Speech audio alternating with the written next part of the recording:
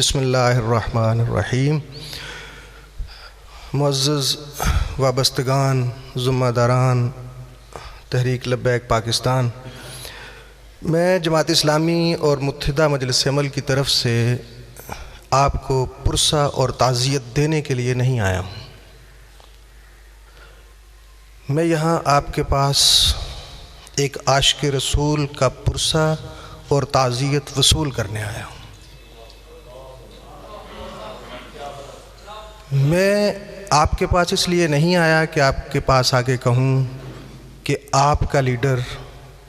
آپ کا بزرگ، آپ کا قائد دنیا سے پردہ فرما گیا ہے، میری تعزیت قبول کریں۔ میں اس لیے آیا ہوں کہ آپ مجھ سے کہیں کہ آپ کا لیڈر اپنے رب کے پاس پہنچا ہے، ہماری تعزیت قبول کریں۔ میرے نزدیک علامہ خادم حسین رضوی صاحب مرحوم و مغفور رحمۃ اللہ علیہ کے دو کارنامے آج تک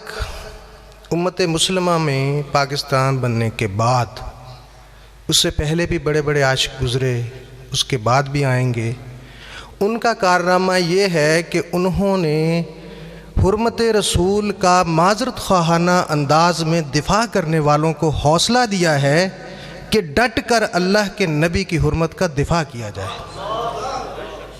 نبی کی حرمت کا دفاع معذرت خواہانہ طریقے سے یا معذرت خواہانہ لہجے میں نہیں ہو سکتا۔ اللہ کے نبی کی حرمت کا دفاع ڈنکے کی چوٹ پر ہوگا، مضبوط بیانیے سے ہوگا اور للکار سے ہوگا، اور شیر جیسی للکار سے ہوگا جو للکار علامہ نے ہمیں سکھائی ہے۔ ہم یہاں پر اپنے رب کے حضور یہ دعا بھی کرتے ہیں کہ اے اللہ، علامہ صاحب کے حق میں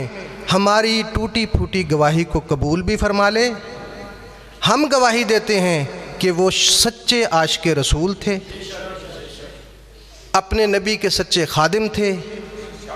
انہوں نے نہ صرف قید و بند میں جا کر امام ابو حنیفہ کی سنت پوری کی، بلکہ اپنی ٹانگوں کو اور اپنی صحت کو گنوا کر امام احمد بن حنبل کی سنت بھی پوری کی، اور ان کے جنازے نے امام احمد بن حنبل کا وہ قول سچ کر دکھایا ہے جو انہوں نے کہا تھا کہ ہمارے بعد ہمارے جنازے فیصلہ کر دیں گے کہ حق پر کون تھا۔ ان کے جنازے نے بتا دیا کہ کوئی وزیر حق پر نہیں ہوتا، کوئی طاقتور عہدہ رکھنے والا حق پر نہیں ہوتا، حق پر وہ ہوتا ہے جس کے جنازے میں لوگ منہ دکھانے کے لیے نہ آئیں، جس کے جنازے میں مرنے والے کے باپ اور بیٹے کو سلام کرنے کے لیے لوگ نہ آئیں، بلکہ حق پر وہ ہوتا ہے جس کے جنازے میں لوگ چھپتے پھریں، لوگ یہ کہیں کہ میرا آنا قبول ہو جائے، میرا دکھانا قبول نہ ہو۔ یہ دو فرق ہیں عاشق کے جنازے میں جانے کے اور ایک دنیا دار کے جنازے میں جانے کے۔ میں نے مفتی صاحب سے، میں نہیں جا سکا جنازے پہ، میں نے درخواست کی تھی کہ جب آپ بابا جی کے جنازے پہ جائیں تو جب دعا کریں تو ہمارے حق میں بھی دعا کر دیں کہ اللہ ان کے جنازے میں آئے ہوئے لوگوں کے صدقے اور ان کے جنازے کے صدقے ہماری خطائیں بھی معاف کر دے، اور ہمیں بھی ان جیسی للکار، ان جیسا حوصلہ اور ان جیسا لہجہ عطا فرما دے، تاکہ ہم بھی اپنے نبی صلی اللہ علیہ وسلم کی حرمت کا دفاع اسی انداز میں کر سکیں جس طرح خادم صاحب نے کیا۔ اور دوسری بات کہ انہوں نے ایک پوری نسل کے دل میں جس طرح نبی مہربان صلی اللہ علیہ وسلم کی عزت اور حرمت بٹھائی ہے، یہ اب انشاءاللہ قیامت تک نہیں نکل سکتی۔ یہاں سے میرے ایک دوست نے نعرہ لگایا کہ جب تک سورج چاند رہے گا خادم تیرا نام رہے گا یا رضوی تیرا نام رہے گا۔ یہ بات غلط ہے۔ رضوی صاحب اور عاشقوں کے نام چاند اور سورج تو قیامت کے بعد ختم ہو جائیں گے، لیکن یہ نام تو اس کے بعد بھی چلتے رہیں گے۔ یہ نام قیامت کے بعد تک ختم نہیں ہوں گے، یہ اس کے بعد بھی چلتے رہیں گے۔